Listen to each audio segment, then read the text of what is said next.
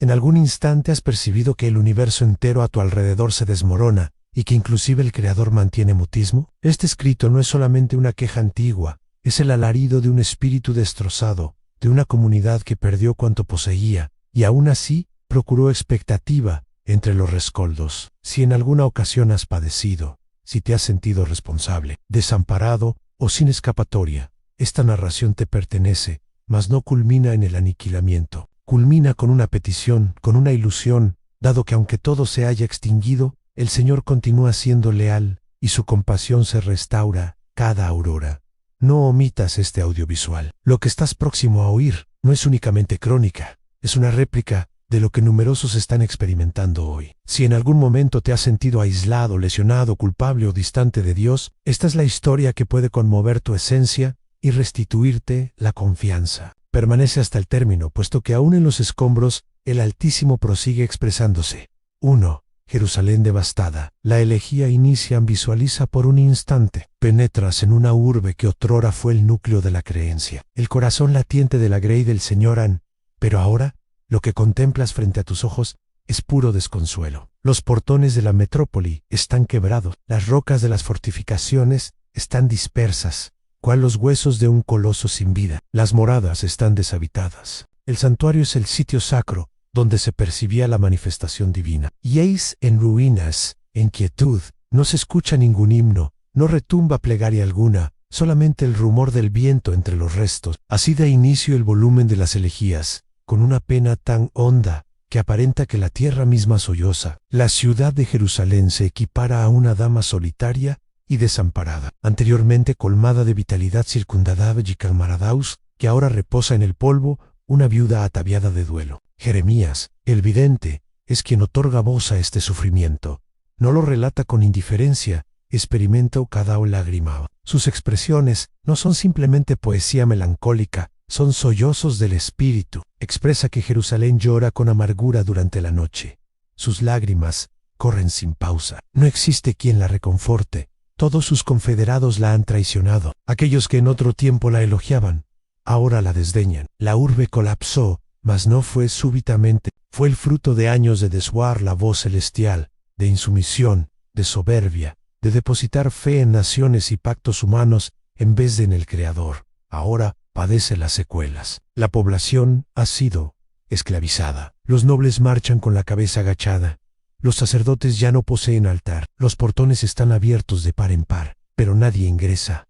Lo sacro ha sido violado. Lo que era júbilo se ha transmutado en aflicción. La metrópoli está hecha pedazos, y también el alma del profeta. Mas existe algo más intenso. No se trata únicamente del dolor de una ciudad arrasada. Es la pena de un vínculo fracturado entre la gente y el Creador. La urbe era un emblema de la presencia divina. Cuando Jerusalén cae, semeja que el firmamento mismo se desploma con ella. El interrogante que reverbera en la atmósfera es: ¿cómo arribamos a esto? Y este es el talante del comienzo de las lamentaciones. No hay prisa, no hay. Es imprescindible palpar el peso del sufrimiento para comprender la severidad de la caída, y Jeremías, con el espíritu desgarrado, inicia este canto de tristeza, no para sentenciar, sino para evocar, para llorar en conjunto, para disponer el corazón hacia algo superior, el arrepentimiento y ulteriormente la esperanza. 2. El aislamiento de Sión. ¿Puedes concebir lo que significa observar en derredor y percatarte de que estás completamente solo, sin compañeros, sin respaldo, sin soluciones? Así es precisamente como se siente Jerusalén en este instante, aislada. Pero no es una soledad cualquiera, es una soledad opresiva y vergonzante, casi insufrible. Las Escrituras describen a Sion, otro apelativo de Jerusalén, como una mujer desamparada, traicionada por todo su cercano. Solicita auxilio, mas nadie replica. Quienes otrora fueron sus aliados, la desprecian. Sus adversarios ahora la observan desde lejos y se mofan de su infortunio. En un tiempo, Sión fue admirada. Las naciones la contemplaban con deferencia. Era la ciudad del gran monarca, el sitio donde habitaba el Dios de Israel. Pero ahora es como una reina depuesta, cubierta de oprobio, transitando por las vías vacías con vestimentas desgarradas. Y lo peor es que este aislamiento no es únicamente físico, es un padecimiento en el espíritu. Sión recuerda los días de esplendor, cuando los jóvenes danzaban, los ancianos celebraban la asamblea en las entradas, los peregrinos llegaban para las festividades sagradas. mas todo eso ha desaparecido. Ahora no hay celebración, no hay templo, no hay voz, únicamente un gemido silente. El texto sacro es diáfano. Jerusalén cayó porque delinquió gravemente. No fue víctima de una inequidad externa, fue víctima de su propia rebelión. Confió en alianzas humanas, ignoró a los profetas y menospreció la corrección divina, y ahora recoge los frutos amargos de la desobediencia. El vidente describe cómo toda la hermosura de Sion fue derribada, su gloria se desvaneció, y lo que más lacera es que el Creador, quien otrora la protegió como un escudo, ahora ha consentido que quede expuesta como parte de un juicio sacro. Sin embargo, en medio del sufrimiento hay un reconocimiento profundo. Sion sabe que no puede culpar a los demás. Mira hacia adentro y confiesa: el Señor es justo porque yo me rebelé contra su palabra.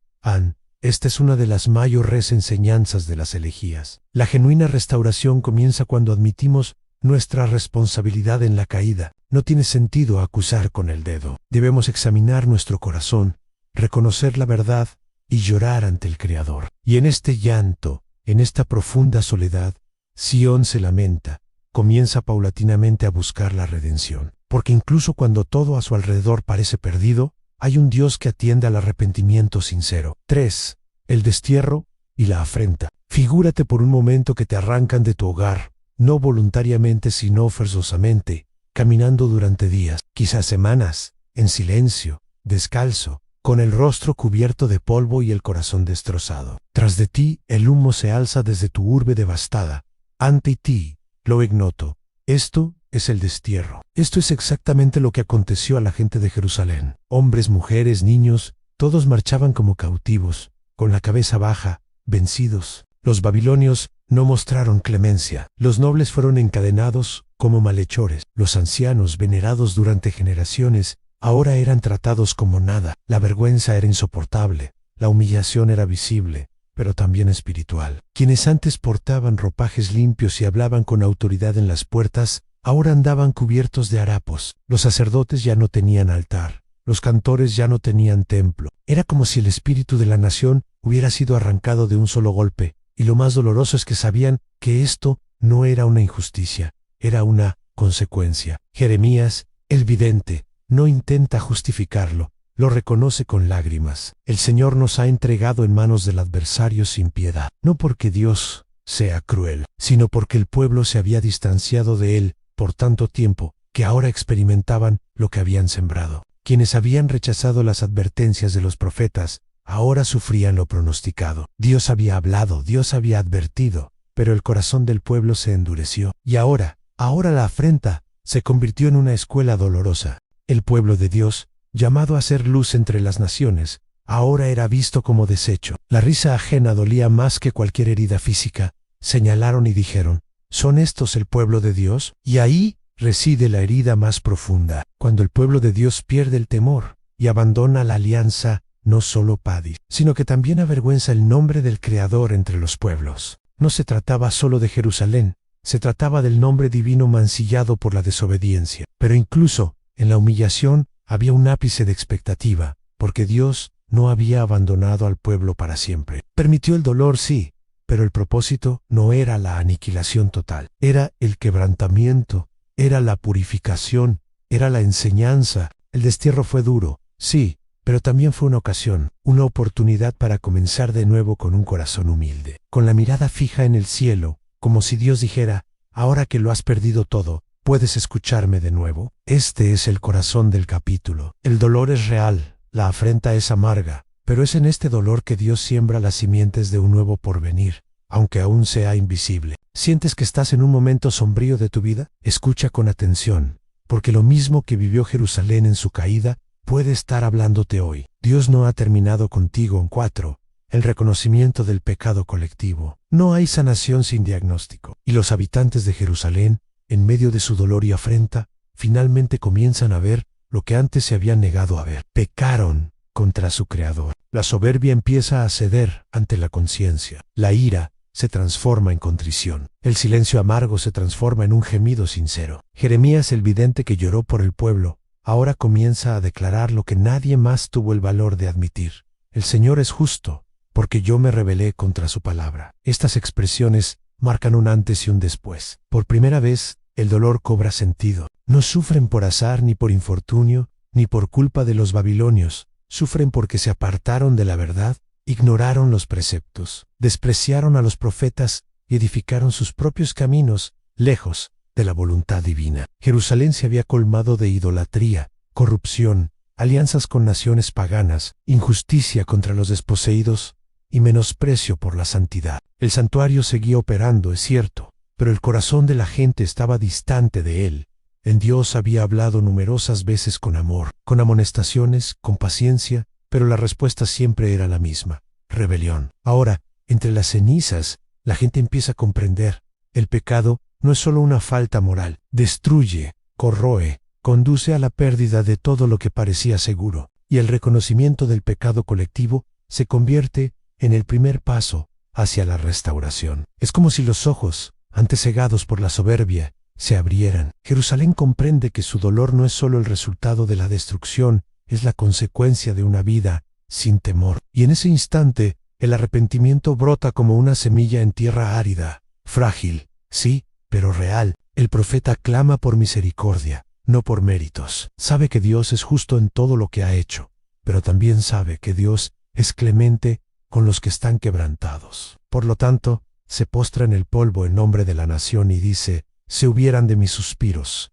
no hay quien me consuele. Todos mis enemigos oyeron de mi mal y se alegraron en este dolor. Esta confesión, esta entrega, es lo que da paso a algo nuevo. Cuando las personas dejan de justificarse y empiezan a humillarse, el cielo empieza a moverse. Y esta es una lección que abarca los siglos. Dios nunca desdeña a un corazón roto. Reconocer el pecado colectivo no es solo un gesto espiritual, es un clamor de retorno. Es como el hijo pródigo, que tras perderlo todo, decide regresar a casa, sucio, avergonzado, pero con el corazón despierto. Jerusalén, caída y humillada, comienza a dar sus primeros pasos hacia la reconciliación. Todavía dolerá, todavía sangrará, pero el cielo escucha, porque cuando el arrepentimiento es verdadero, Dios se inclina con gracia en 5. A la cólera del Creador se desencadena. Hasta ahora hemos visto dolor, destierro, contrición, pero ahora el panorama cambia. El texto se adentra en un territorio aún más profundo y denso,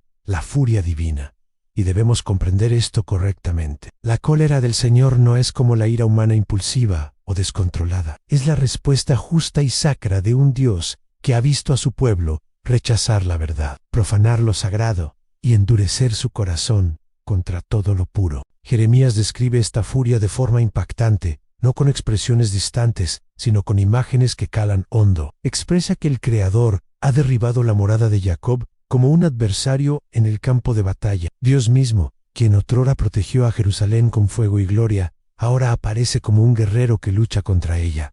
Sí, Dios apartó su rostro, el santuario fue rechazado, el altar fue derribado. Las festividades solemnes, aquellas que marcaban el pacto entre Dios y su pueblo, fueron olvidadas. El Señor profanó el sagrario como quien ya no reconoce el valor de lo que se hizo con apariencia de devoción, pero con un corazón distante. El profeta no exagera. Describe lo que realmente ocurrió. Los muros cayeron, las torres fueron incendiadas, los palacios quedaron en ruinas, y más que eso, la presencia divina, otrora gloriosa en medio de su pueblo, ahora se había retirado. El mayor dolor no fue la destrucción material, fue comprender que Dios ya no habitaba allí. Lo que una vez fue un pueblo rodeado de favores y cuidados, ahora era una nación expuesta, desprotegida y sola. Jeremías dice que el Señor tensó su arco como un enemigo y blandió su diestra como un contrincante. Estas palabras son trascendentales porque demuestran que Dios no solo lo consintió, sino que actuó. ¿Y por qué? Porque su pueblo se había vuelto sordo a sus llamados,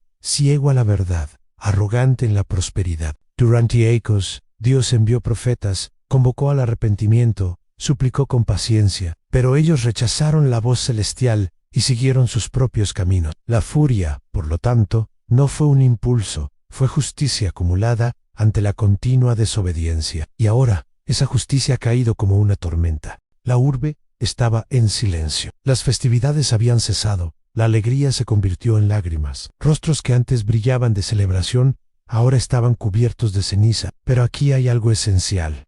En la IRA, Dios no dejó de ser justo, no castigó sin previo aviso, no destruyó sin previo aviso. Lo que vemos en este punto es el límite de la paciencia divina alcanzado y el precio del pecado exigido. Y sin embargo, incluso aquí la historia no termina, porque la cólera de Dios nunca busca la aniquilación total, busca la corrección, la restauración futura, para que un día esas personas despojadas, quebrantadas, humilladas, regresen con el corazón quebrantado y digan: Señor, hemos pecado, pero aún eres nuestro Dios, y ese será el camino de regreso. An 6. El padecimiento de los niños y las madres. Llegamos ahora a una de las secciones más dolorosas y difíciles en todo el libro de las Lamentaciones. Aquí la narración no habla de ejércitos, la destrucción de fortificaciones, ni guerras entre reyes. Aquí el vidente Jeremías muestra el sufrimiento de las víctimas más frágiles de la tragedia, los niños y las madres. Imaginen por un momento la escena. En las calles devastadas de Jerusalén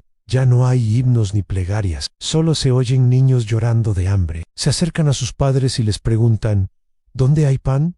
Pero nadie tiene nada que dar. Sus madres los abrazan, intentan darles calor, intentan protegerlos, pero sus brazos están vacíos. Se les acabó la comida a la urbe, está sitiada. Los adversarios han bloqueado la entrada de suministros. No hay pan, no hay leche, no hay expectativa. El vidente describe con el corazón quebrantado que los niños se desmayaron en las vías como heridos de guerra, muriendo lentamente, no por la espada, sino por el hambre. Y quizás lo más angustiante sea esto: el tormento del hambre. No es rápido, es cruel, prolonga el padecer, oprime el estómago, ahueca los ojos y apaga la vida silenciosamente. Jeremías no habla desde una teoría, lo ve, camina por las calles y ve la desesperación. Madres que antes cantaban a sus hijos, ahora lloran sobre sus cuerpos y escribe. Los niños de pecho desfallecen de hambre en las plazas de la ciudad.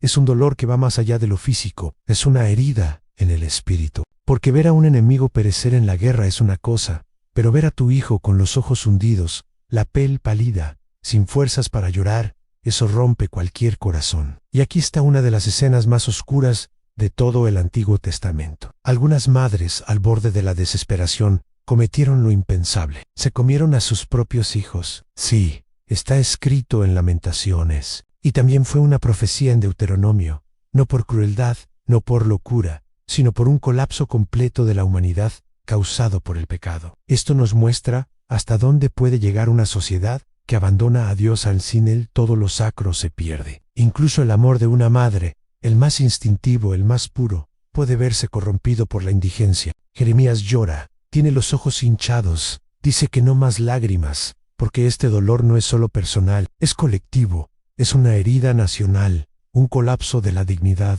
de la fe, de la vida. E incluso en esta profunda oscuridad, este dolor grita una verdad. El pecado tiene un precio elevado, y cuando la gente se aleja de Dios, los inocentes también sufren. Por eso esta elegía no es solo un alarido de dolor, es un llamado a la conciencia. Y ustedes que escuchan esto ahora, no ignoren la advertencia, porque el mismo Dios que permite la corrección por amor, es también el Dios que escucha el llanto de los quebrantados. Aunque las lágrimas sean muchas, Él sigue siendo el único capaz de transformar los rescoldos en esperanza. 7. A lamentación desde el interior del vidente. Hasta ahora Jeremías ha llorado en las vías, en el templo, por los niños y las madres, pero ahora llora por dentro. El llanto no solo sale de sus ojos, proviene de lo más profundo del espíritu. Comienza a describir el sufrimiento que experimenta como si él mismo hubiera sido tocado por la mano divina. Y ahí es cuando todo cambia. Jeremías es un símbolo del padecer del pueblo, no es ajeno al dolor. Él es parte de ello, y comienza diciendo: yo soy el hombre que ha visto aflicción bajo el látigo de su enojo. Se ve a sí mismo como un hombre que caminó en la tiniebla sin ver nunca la luz, como alguien con los huesos quebrados, la piel envejecida, cuyos caminos estaban sembrados de espinas. Dice que Dios lo acorraló, lo encerró en cadenas y lo hizo vivir en lugares oscuros como quienes están muertos para siempre. Este no es un dolor común, es el retrato de alguien que ha sido consumido por dentro. Jeremías incluso expresa que cuando ora Dios no le escucha. Cuando grita, el cielo parece de hierro. Se siente como un blanco viviente, contra el cual Dios dispara sus flechas, como si la vida se hubiera vuelto insoportable. Y lo que es más, describe su alma como amargada, rota, humillada en el polvo. Dice que ha perdido la paz, que ha olvidado lo que significa tener expectativa. Mira al porvenir y solo ve ruinas. Dice: mi alma se alejó de la paz. Olvidé lo que es la felicidad. Quizás tú al escuchar esto, ahora hayas sentido algo similar. Ese instante en que todo se desmorona, cuando miras hacia arriba y no sientes respuesta, cuando parece que Dios se ha distanciado. Este es exactamente el dolor que Jeremías está registrando. No lo oculta, no lo minimiza, escribe con sangre en el espíritu. Y eso es lo que hace que el libro de Lamentaciones sea tan poderoso, porque no es solo una descripción superficial de la tragedia, sino una profunda inmersión en el impacto espiritual y emocional que causa. Jeremías no solo relata, él siente, está destrozado, sí, es impotente, sí, pero aún hay algo en su interior que se resiste, y aunque esta resistencia aún no se ha manifestado, ya empezamos a ver el peso del lamento como el inicio de una nueva búsqueda. Porque lo que Jeremías está haciendo aquí, incluso en la desesperación, es oración, es una plegaria que sangra, que clama, que parece no ser oída, pero está dirigida a Dios, y este simple acto de seguir hablando con el Señor, incluso con dolor, es una chispa de fe. Jeremías muestra que es posible orar desde el fondo del abismo, que Dios no rechaza el dolor sincero, y que incluso cuando todo parece perdido, vale la pena decir: Señor, sigo aquí, y es a ti a quien invoco. Esta es la esencia del lamento bíblico. No es murmuración, es confianza en forma de lágrimas, es fe que no niega el dolor, sino que lo trasciende, y es precisamente en esta profundidad donde empieza a surgir lo que veremos en los siguientes versículos. La esperanza que florece en medio de la desesperación. Detente un momento. Puedes ver cómo la historia de las Lamentaciones refleja las heridas que aún no has sanado. No estás solo en tu dolor. Sigue mirando, porque hay una respuesta. 8. El clamor en medio de las tinieblas. Figúrate a alguien sepultado bajo los restos. Oscuridad total, quietud absoluta, ningún sonido, ninguna luz, solo dolor, temor y soledad. Así se sentía Jeremías. Él mismo escribió: me llenó de amarguras, me quebrantó los dientes con ceniza, y me hizo andar en tinieblas como los muertos. Pero incluso en este sitio oscuro, él comienza a clamar. Y aquí sucede algo poderoso. Decide recordar, no para rememorar el sufrimiento, sino algo que reavive una chispa en lo profundo del alma. Dice: esto recapacita en mi corazón, por lo tanto esperaré. En esta frase es el punto de inflexión. Es cuando en medio de la oscuridad, él elige no hundirse, sino mirar hacia arriba. Está en el fondo, pero el pozo no es el final, es el punto de partida para mirar hacia arriba. Jeremías comienza a recordar quién es Dios, y no el Dios que juzgó a la urbe, sino el Dios que permanece fiel, incluso cuando todo parece perdido. Él declara, con lágrimas en los ojos y heridas en el espíritu: por la misericordia del Señor no hemos sido consumidos, porque nunca decayeron sus misericordias, nuevas son cada mañana. Grande es tu fidelidad. Esta es una de las declaraciones más hermosas y poderosas de toda la Biblia. Jeremías, quien hace solo unos versículos, dijo que no veía futuro. Ahora reconoce que la clemencia divina es lo que lo mantiene con vida. Tenga en cuenta esto: el escenario aún no ha cambiado. La urbe sigue devastada, la hambruna persiste. Los adversarios siguen cerca, pero algo ha cambiado. El corazón del profeta se da cuenta de que incluso en medio del dolor, Dios todavía está allí. Aún sin respuestas rápidas, el carácter divino no cambia. Sus misericordias no son antiguas ni escasas, son nuevas, son cotidianas, son constantes. Y luego Jeremías declara: mi porción es el Señor, dijo mi alma. Por tanto, en Él esperaré. Aquí está el secreto. La expectativa del profeta no está en Jerusalén, ni en los líderes, ni en las circunstancias, ni en los muros. Su esperanza está en Dios. Comprende que todo puede desmoronarse. Pero si el Señor es su porción, aún hay motivos para la esperanza. Y eso es lo que hace que este clamor sea tan impactante. Jeremías no ignora el dolor, pero tampoco deja que borre su fe. Elige confiar en ella, guardar, elige contemplar a Dios, incluso cuando todo a su alrededor le dice lo contrario. Esta es la lección eterna de este pasaje de las Lamentaciones. La fe genuina no es la que canta cuando todo va bien, sino la que clama cuando todo parece haber terminado. Y quizás tú, que estás observando ahora, estés viviendo tu propio valle oscuro. Pero escucha lo que Jeremías nos enseña. Si aún queda un aliento de vida, la misericordia divina está obrando, y puedes esperar en él. El clamor en la oscuridad no es un grito vacío, es el sonido de la fe que renace.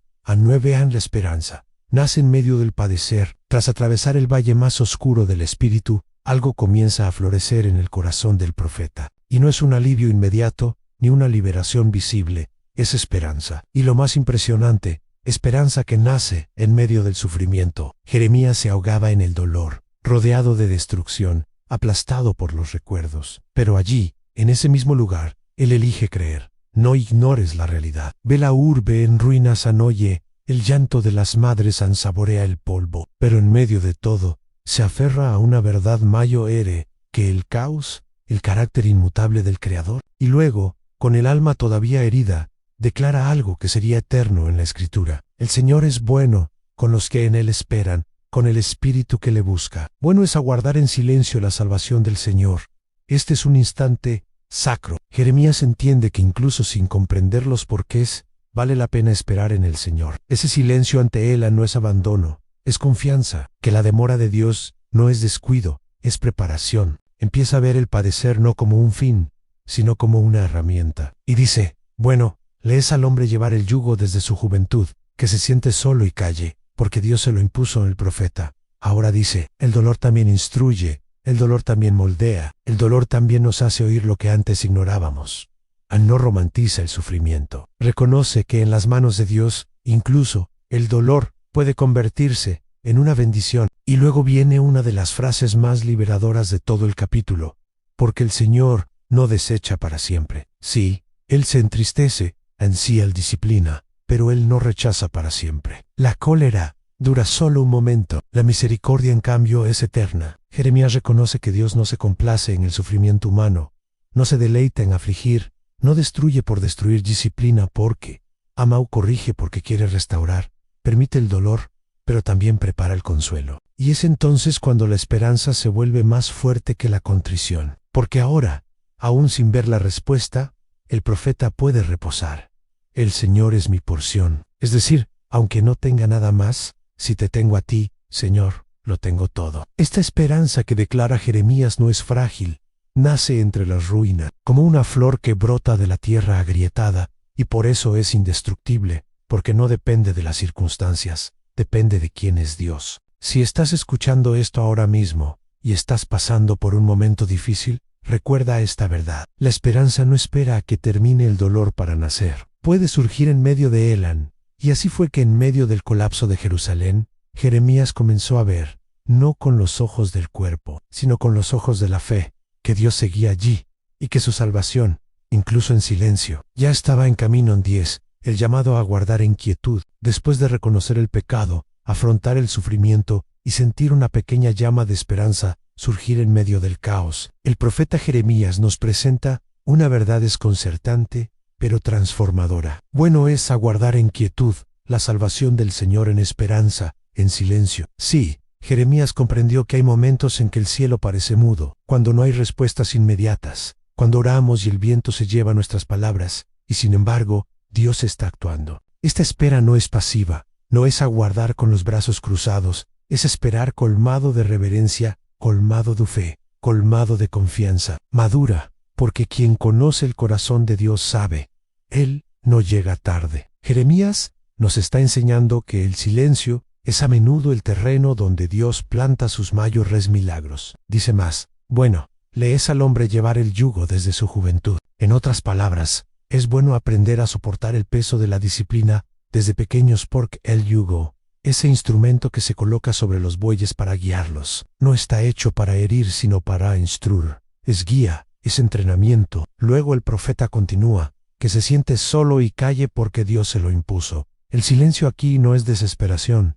es entrega. Es cuando el corazón deja de luchar contra Dios y se entrega a su voluntad, incluso sin comprenderla plenamente. Jeremías reconoce que muchas veces necesitamos acallar el alma para escuchar lo que el cielo susurra en medio del estruendo de las tragedias, del tumulto de las emociones, del alarido de dolor. Es el silencio el que deja espacio a la voz divina. YVAM Zala dice que ponga su boca en el polvo por si aún hay esperanza. Esto es profundo. El profeta dice, humíllate, inclínate, reconoce tu pequeñez, porque tal vez aún haya esperanza, y esta esperanza no es ilusoria. Está arraigada en el carácter inmutable de Dios, y luego termina este pensamiento con una promesa sanadora, porque el Señor no desecha para siempre, antes aflige, también se compadece según la multitud de sus misericordias. Es decir, Dios puede permitir el dolor, pero nunca lo abandona para siempre. La aflicción es temporal, la misericordia abunda, el silencio no es rechazo,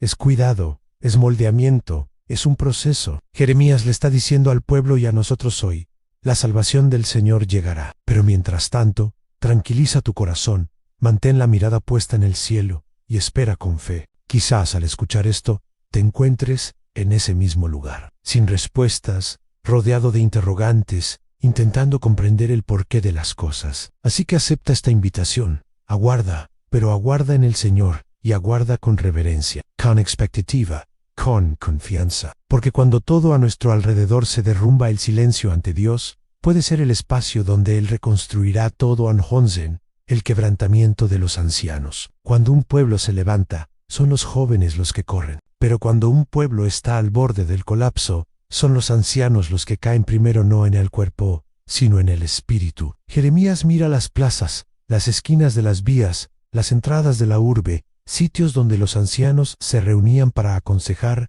juzgar y enseñar. Y lo que ve es desolador. Están sentados en el suelo, en quietud, cubiertos de ceniza. El respeto que una vez los circundó se ha ido. El brillo en sus ojos se ha ido. Las barbas, otrora símbolos de honor y sabiduría, ahora están manchadas con el polvo de la vergüenza y el duelo. Estos ancianos que una vez fueron pilares de la comunidad, ahora se convierten en ruinas humanas vivientes, símbolos de una nación en colapso. Ya no tienen voz ni consejo. Guardan silencio, no por elección propia, sino por impotencia. Las Escrituras muestran este escenario en detalle. Los ancianos ya no se sientan en la puerta. Los jóvenes ya no cantan. En la antigüedad, los ancianos de la puerta eran como centinelas de la moral, la justicia y la tradición. Allí se juzgaban las causas del pueblo, allí se protegían los valores de la alianza. Pero ahora, esa puerta está vacía. ¿Y por qué duele tanto? Porque cuando los ancianos guardan silencio, es una señal de que la sabiduría ha sido herida. Cuando los ancianos se desaniman, es señal de que el futuro se ha vuelto inestable. Representan la memoria, las raíces, la historia viva de un pueblo, y ahora están destrozados. El profeta no registra esto como un dato frío. Lo siente, lo lamenta. Se da cuenta de que incluso aquellos que resistieron guerras, tiempos difíciles y años de caminata, ahora están derrotados. Pero hay algo más profundo aquí. La Biblia muestra que el quebrantamiento de los ancianos no es solo personal, es espiritual. Es el reflejo de un pueblo que ha perdido el rumbo, que ha abandonado la ley, que se ha alejado del Dios de sus padres. Y esto todavía nos dice algo hoy, porque cuando los ancianos pierden la fe, cuando los padres espirituales guardan silencio, cuando los guardianes de la verdad ceden, es tiempo de lamentar, porque su silencio es una advertencia del cielo. Pero también hay algo sutil, una esperanza oculta en este quebrantamiento, porque cuando los ancianos se sientan en el suelo y se visten de ceniza, en realidad se están humillando a sí mismos. Están volviendo a lo básico. Reconocen que ni la experiencia, ni la tradición, ni el prestigio son suficientes sin la presencia de Dios, y tal vez, solo tal vez sea en ese quebrantamiento que Dios comenzará a restaurar. Porque Dios resiste a los soberbios, pero da gracia a los humildes. Y estos ancianos, ahora silenciosos y en polvo, están más cerca del cielo que antes, cuando descansaban en su propia autoridad. Jeremías nos muestra que el quebrantamiento de los ancianos no es el final de la historia, es el comienzo de un posible nuevo principio, si hay arrepentimiento, fe y súplica. Y al igual que ellos, también nosotros podemos, incluso en el dolor, encontrar en Dios la fortaleza para levantarnos de nuevo. Lo más fuerte de esta historia no es la destrucción, sino el clamor que nace en medio de ella. Aún hay esperanza para los que se atreven a volver a Dios. No desconectes ahora. Lo mejor está por revelarse. Andose el clamor de una generación fracturada. Si cerraras los ojos y retrocedieras en el tiempo, verías las plazas de Jerusalén colmadas de voces, risas y música. Los jóvenes danzaban, las jóvenes cantaban, los ancianos contaban historias, la urbe vibraba. Era vida, era tradición, era fe. Pero ahora todo está en quietud. No es el silencio de la paz, es el silencio del dolor, el silencio del vacío, el silencio de una generación fracturada. Jeremías escribe con el corazón sangrando. Cesó el gozo de nuestro corazón. Nuestra danza se convirtió en duelo. Las canciones han enmudecido, las festividades han desaparecido, las ropas coloridas han dado paso al luto. Los jóvenes que antes llenaban las vías de vitalidad, ahora vagan como sombras, sin rumbo, sin ánimo, sin esperanza. La juventud de Israel fue aplastada no solo por la guerra, sino por la ausencia de propósito. Nacieron en una época de idolatría. Crecieron ignorando la ley de Dios. Fueron guiados por líderes corruptos. Y ahora pagan el precio de una herencia espiritual corrupta. Jeremías mira a su alrededor y ve una generación sin identidad. Ya no saben qué celebrar. Ya no saben qué es la pureza, la santidad, ni el temor. Están vacíos. Y las vírgenes, ¿qué representaban? La pureza, la promesa, el florecimiento de la vida familiar y el futuro, también se desvanecieron. Él escribe: han caído las vírgenes de Jerusalén, a la pureza fue empañada, el valor de las mujeres fue despreciado, no por Dios, sino por un pueblo que abandonó sus caminos. O lo más duro, esta generación llora, pero no sabe por qué. Siente el dolor, pero no comprende su origen. Les dolió, pero no saben de dónde vino la ruptura. Están desconectados de la alianza. Son como ramas cortadas de la vid. Están vivas, pero no dan fruto. Su clamor se eleva, pero no es un clamor de arrepentimiento, sino de desesperación. No buscan el rostro de Dios, intentan sobrevivir. Jeremías, como padre espiritual, ve a esta generación destrozada y llora. Se da cuenta de que no basta reconstruir muros si los corazones permanecen vacíos. De nada sirve regresar a la tierra prometida si el pueblo permanece alejado de Dios, y este retrato bíblico resuena hasta nuestros días. ¿Cuántas generaciones hoy son así? Ricas en acceso, pero pobres en fe. Repletas de información, pero vacías de dirección. Fuertes por fuera, pero quebradas por dentro. El lamento de Jeremías es también un llamado. ¿Quién intercederá por esta generación? ¿Quién les enseñará a recordar al Señor? ¿Quién restaurará la dignidad de los jóvenes? ¿El canto de las vírgenes? La esperanza de sus corazones. Esta generación puede estar fracturada, pero Dios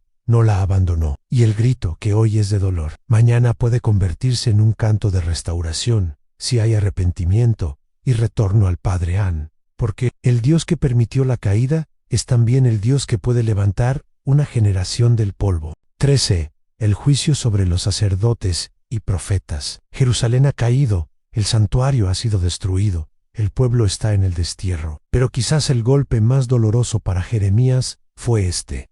Los líderes espirituales fracasaron. Aquellos que deberían escuchar la voz divina guardaron silencio o mintieron. Aquellos que deben guiar se perdieron. Y ahora los sacerdotes y profetas también se enfrentan al juicio del Señor. Jeremías escribe con el corazón roto. Aún los profetas y los sacerdotes vagaban por las vías sin rumbo, manchados con sangre como ciegos. La imagen es aterradora. Quienes antes vestían ropajes limpios representando la santidad ante el pueblo, ahora están cubiertos de sangre. No es sangre simbólica de sacrificio, sino sangre de culpa, de engaño, de omisión. Se tambalean por las calles como ciegos. ¿Y por qué ciegos? Porque se apartaron de la luz de la palabra. Profetizaron mentiras. Anunciaron paz cuando había pecado. Prometieron prosperidad cuando el juicio ya llamaba a la puerta. Ignoraron el clamor de los pobres. Comerciaron con la verdad para complacer a los reyes. Jeremías no acusa por odio, llora por amor. Sabe que cuando los líderes caen, la gente se derrumba junta. Los sacerdotes que debían cuidar el altar corrompieron el culto. Los profetas, que se suponía que eran la boca de Dios, se convirtieron en voces vacías, aplaudidas por los hombres y rechazadas por el cielo. Y ahora Dios les trata con justicia. El Señor los dispersó. No volverá a mirarlos. No fueron respetados por los sacerdotes, ni favorecidos por los ancianos. El juicio de Dios es firme, los expulsa. Ya no encuentran lugar sin honor, sin autoridad. Son caídos, deshonrados, despojados de gloria. Y esto nos enseña algo tremendo. Quien toca cosas sagradas con manos inmundas atrae juicio. El altar no es un escenario. El púlpito no es un escaparate. La palabra no es un producto. Y cuando los ministros de Dios olvidan esto, el cielo responde con severidad. Pero cuidado, Dios no está en contra del sacerdocio. Él es el autor del sacerdocio. Lo que Él está juzgando aquí es hipocresía, manipulación, religión sin arrepentimiento, liderazgo sin temor. Jeremías sabía que el pueblo había pecado, pero también sabía que los dirigentes habían fracasado aún más, y ahora cada uno cosecha lo que siembra. Pero aún así, por sombrío que parezca este escenario, hay una lección escondida en el polvo de los templos. Dios no tolera mentiras en lugar de la verdad, pero Él es poderoso para restaurar el sacerdocio si hay arrepentimiento. El santuario había caído, el sacerdocio estaba en ruinas, Pero la promesa divina no fue olvidada, porque llegaría el tiempo, siglos después, en que un nuevo sacerdote sin pecado, sin corrupción, surgiría entre los hombres. Jesús, el eterno sumo sacerdote. Jeremías en aquel entonces aún no veía esto, pero nosotros sí lo vemos. Y así, el juicio sobre los dirigentes de aquel tiempo es también un llamado a los dirigentes de hoy. Sirve con temor,